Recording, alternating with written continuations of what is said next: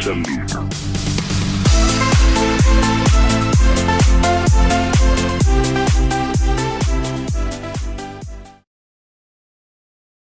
Assalamualaikum warahmatullahi wabarakatuh. Waalaikumsalam warahmatullahi wabarakatuh.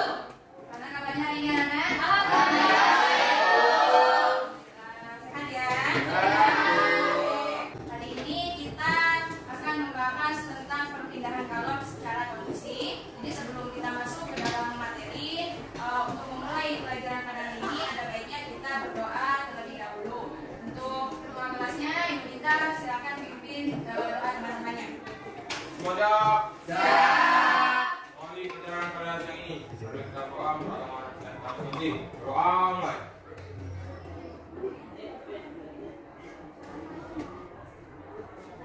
Doa selesai. Ibu absen dulu ya. Siapa yang hadir?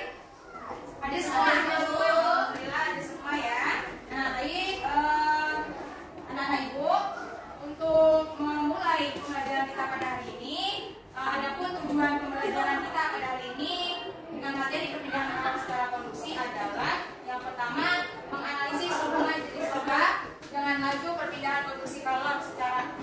kalor secara konduksi. Kemudian yang kedua adalah menganalisis besaran-besaran yang mempengaruhi besarnya laju perpindahan kalor secara konduksi dengan tepat. Dan yang ketiga adalah memodifikasi konsep perpindahan kalor secara konduksi. Ya. Untuk memulai pembelajaran pada hari ini, kita mulai dengan gambar yang pertama. Ya. Pada gambar pertama ini seperti biasa, silakan kalian perhatikan, kemudian kalian lihat apa saja konsep, identifikasi, rumusan masalah dan pemecahan masalahnya. Nah, di sini Ibu bagikan bahan ajarnya, silakan buka bahan ajarnya untuk dilihat gambar satu itu apa konsep, identifikasi dan pemecahan masalahnya.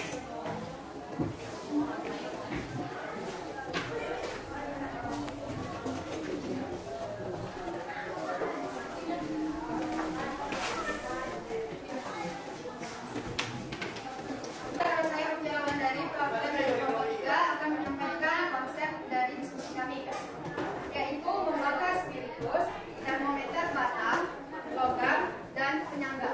Ini konsep yang diperoleh dari kelompok 3. Kalau kita perhatikan dari gambar, konsep yang dikemukakan oleh kelompok 3 sudah benar ya? Ya, kalau begitu kita lanjut pada identifikasinya.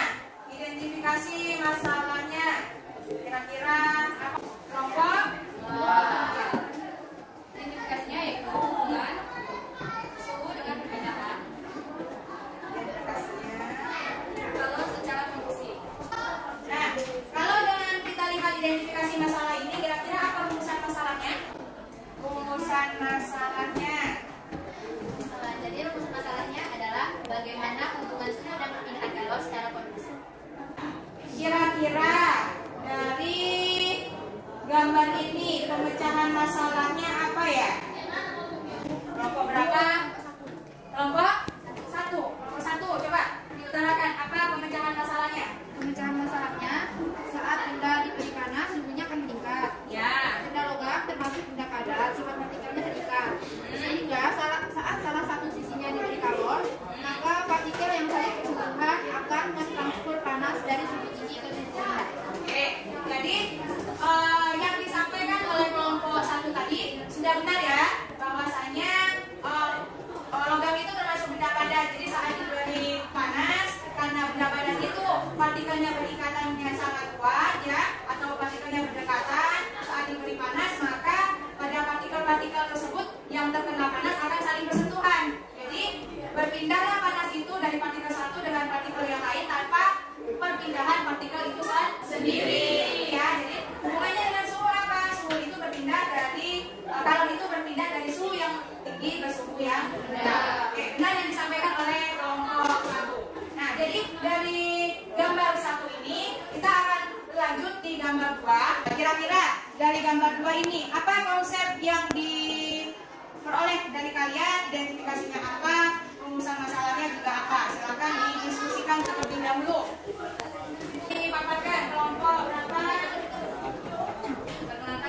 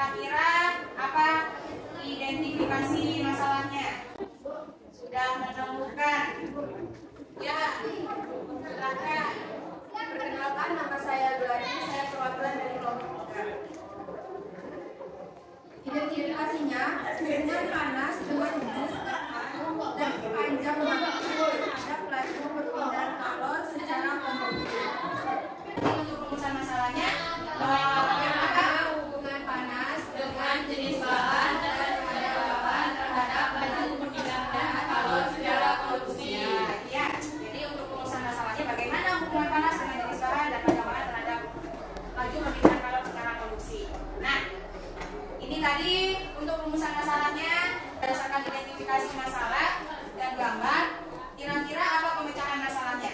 Saya Robert dari kelompok 2 akan menyampaikan hasil diskusi kami. Kami dapat pemecahannya ialah proses perpindahan kalor secara konduksi terjadi karena partikel pada padat sangat rapat. Saat dipanaskan, partikel ini kemudian mengalami sedikit peregangan dan bergetar. Kemudian saling menyentuh satu sama lain sehingga panas tersebut berpindah. Setiap bahan dengan jenis dan ukuran yang berbeda memiliki laju perpindahan kalor yang berbeda. Ditandai dengan lamanya perbedaan suhu pada ujung benda yang berbeda dan bahan yang berbeda panas. Ukuran benda ini meliputi panjang dan luas bahan. Oke, jadi sudah benar yang disebutkan dengan kelompok 2 ya.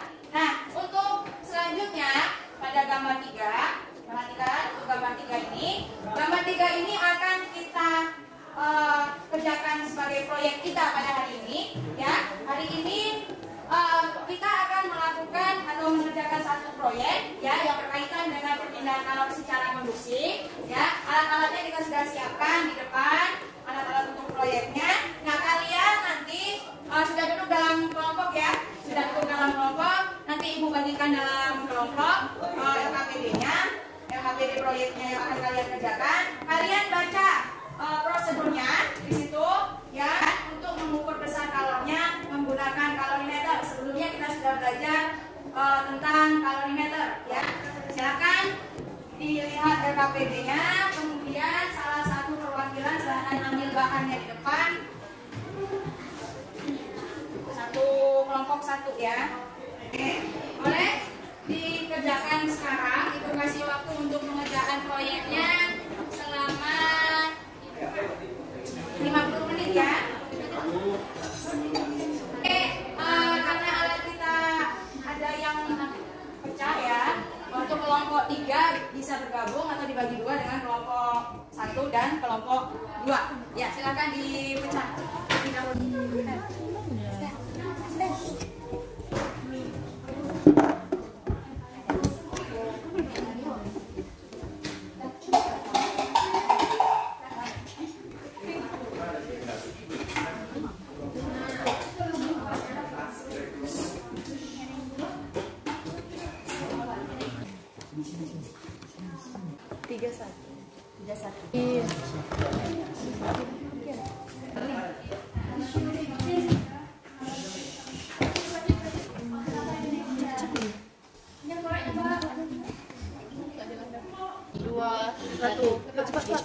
Tutup aku semua. 58.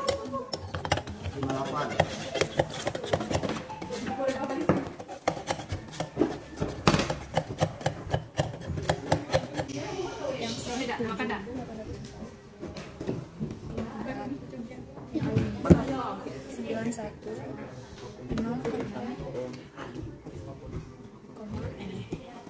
Angka yang awal. 4.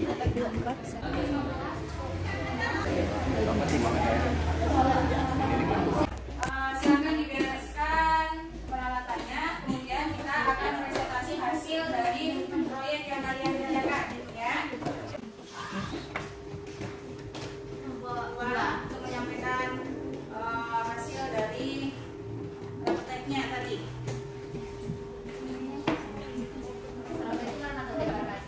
Waalaikumsalam warahmatullahi wabarakatuh.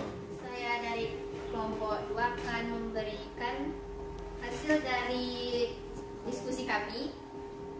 Laju perpindahan kalor dari seng adalah 522,90 dan aluminium adalah 4.189,50.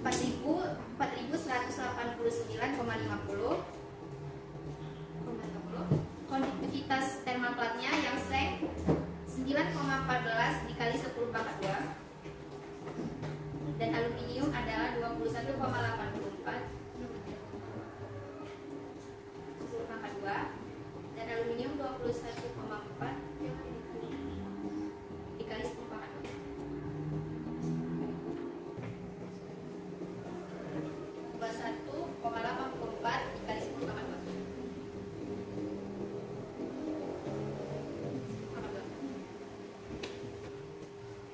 Sekarang coba lanjutkan dengan analisis data yang diperoleh dari kelompok 2. Analisis kami adalah berapa konduktivitas thermal bahan plat seng dan aluminium.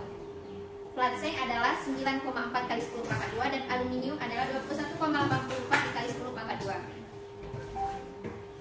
Plat apakah yang memiliki konduktivitas thermal yang tinggi? Konduktivitas thermal yang memiliki thermal yang tinggi adalah plat aluminium lebih besar daripada plat seng.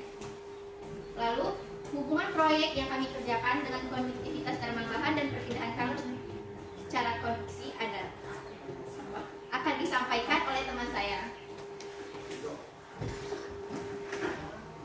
Baiklah, pada proyek ini kami menggunakan dua jenis bahan, yaitu plat seng dan plat aluminium.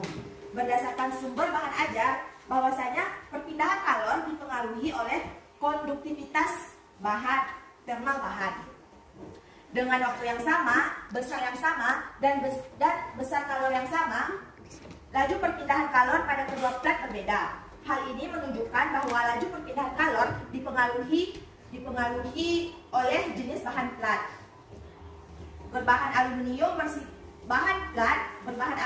bersifat lebih baik menghantarkan panas dibandingkan dengan plat berbahan seng. Dapat dilihat dari besar kenaikan suhunya dan konduktivitasnya dan laju perpindahan kalornya. Plat aluminium memiliki kenaikan suhu sebesar 82.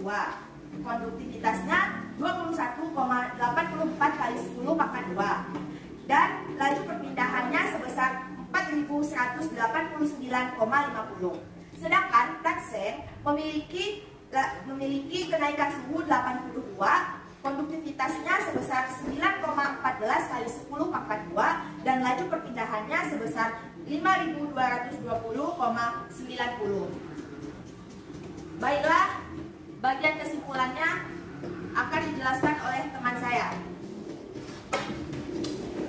Baiklah, kami akan menyampaikan kesimpulan yang kami dapat dari proyek kami. Yang pertama itu, plat aluminium memiliki konduktivitas thermal lebih besar dibanding plat seng. Yang kedua, kedua plat ini merupakan bahan yang baik dalam mengantarkan panas. Yang ketiga, hal yang mempengaruhi besarnya perpindahan kalor antara lain. Pertama itu, konduktivitas thermal dapat dilihat dari jenis bahan. Kedua, luas penampang, perubahan suhu, dan panjang bahannya. Sekian kesimpulan dari kami. Terima kasih. Dari pembelajaran kita pada hari ini, ada evaluasi yang akan kita kerjakan. Satu soal untuk mengetahui kemampuan kalian pada kegiatan pada hari ini, ya. Silakan dikerjakan. Kita sampai di akhir kegiatan pada hari ini, ya. Minggu depan kita akan di pertemuan selanjutnya kita akan mempelajari tentang perpindahan kalor secara konveksi. Jadi refleksi kita pada hari ini, ya, untuk kelompok 1 dan kelompok 2. Jadi mungkin karena anggotanya terlalu banyak, jadi tadi kurang produksi sedikit, ya. Untuk pertemuan selanjutnya ada baiknya bagi tugas mana yang mengerjakan LKPD, mana yang mengerjakan prakteknya, ya, proyeknya. Jadi untuk pengerjaan atau manajemen waktunya tidak mengulur, ya, tidak terbuang sia-sia. Oke, mungkin hanya itu saja yang ingin Ibu sampaikan. Selebihnya Ibu mohon maaf. Sampai ketemu lagi di pertemuan selanjutnya. Terima kasih atas perhatiannya. Wassalamualaikum warahmatullahi wabarakatuh.